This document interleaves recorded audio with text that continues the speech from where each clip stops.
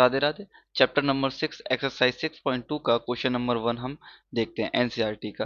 तो आकृति 6.23 में जो एनसीईआरटी के आधार पर है, इसमें क्वेश्चन क्या दिया गया है कि ए बी समांतर है सी डी के और सी डी समांतर है ई एफ के, और y अनुपात z बराबर दे रखा है 3:x। तो हमें x का मान ज्ञात करना है। तो यहाँ पे हम हल करेंगे यानी कि सॉल्यूशन करते हैं। सॉल्यूशन में क्या लिखेंगे, हमें कुछ गिवन चीजें यानी कि दिया गया क्या है कि ए बी समांतर है किसके, सी डी के, और सी डी समांतर है ई एफ के।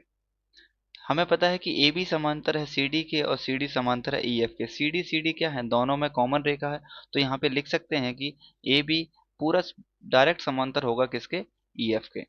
जब ये वाली जो रेखा है इसके ही समांतर है, और ये क्या है, ये जो एक, इसको कहते हैं ट्रांसवर्सल लाइन यानी कि त्रियक रेखा। जब दो समांतर रेखा को एक त्रियक रेखा काटती है तो इसके बीच में कुछ कोण बनते हैं। ठीक है, उससे पहले हम यहाँ लिखेंगे कि जो y की वैल्यू वो दे रखी है वो 3 है, और यहाँ पे जो z की वैल्यू दे रखी है वो 7 है। तो यहाँ पे हम लेट ले लेते हैं यानी कि मान लेते हैं कि जो y और z का जो सर्व अनुपात है वो k मान लेते हैं। ठीक है, तो जो y का जो अनुपात आएगा y बराबर हम यहाँ लिख सकते हैं 3k, देन और z की वैल्यू हम यहाँ से लिख सकते हैं क्या, 7k। ठीक, तो आगे लिखते हैं कि ए बी समांतर है किसके, ई एफ के। तो यहाँ लिख सकते हैं कि ए बी ए समांतर है सी डी, और सी डी समांतर है ई एफ के।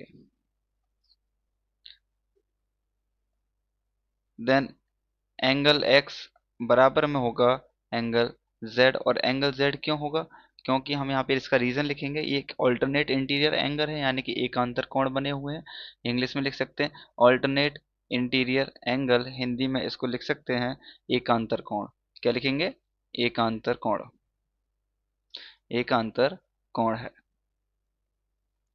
ठीक, और दूसरे में हम लिख सकते हैं क्या, angle x plus y equal to में 180 degree. Angle x plus y equal to में 180 डिग्री क्यों लिख सकते हैं, क्योंकि ए बी समांतर है सी डी के और एक ये त्रियक रेखा काट रही है। तो जो अंदर के कोण हैं जिसको हम को इंटीरियर एंगल कहते हैं यानी कि अंतः कोण कहते हैं, इनका जो योग होता है वो 180 अंश का होता है। इंग्लिश में लिख सकते हैं को इंटीरियर एंगल, को इंटीरियर एंगल। हिंदी में लिखते हैं अंतः कोण। अंतः कोण का जो योग होता है वो 100 अंश का होता है।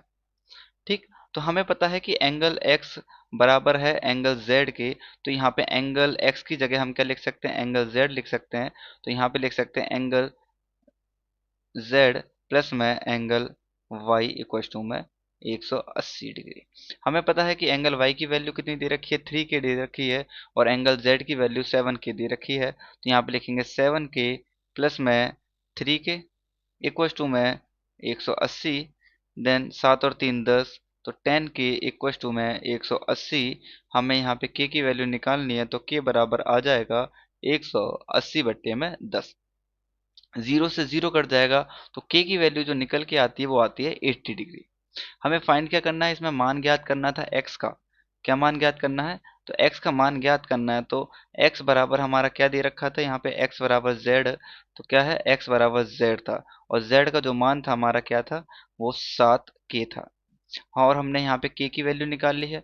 k की वैल्यू कितनी आई है, तो 18 आई है। तो 7 इंटू में 18 इक्वल टू में कितना आएगा, 126 डिग्री आएगा। तो हमारा जो x का मान निकल के आता है वो कितना निकल के आता है, 126 डिग्री यानी कि 126 अंश।